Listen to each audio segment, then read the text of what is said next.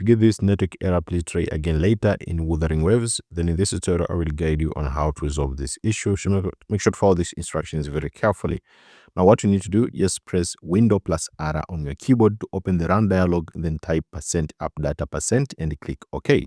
So if you face this issue on PC, just press Window plus R on your keyboard, and then type this, which is %appdata%, and then click OK.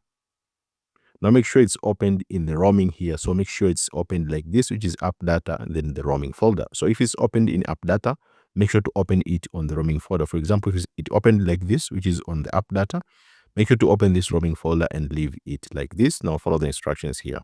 Now in the folder, after it opens, make sure to delete this KRG153 and KRLauncher folders. So make sure to delete these two files.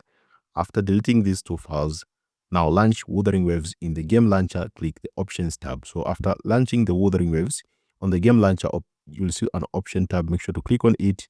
After clicking on the option tab, click repair to verify and fix your game files.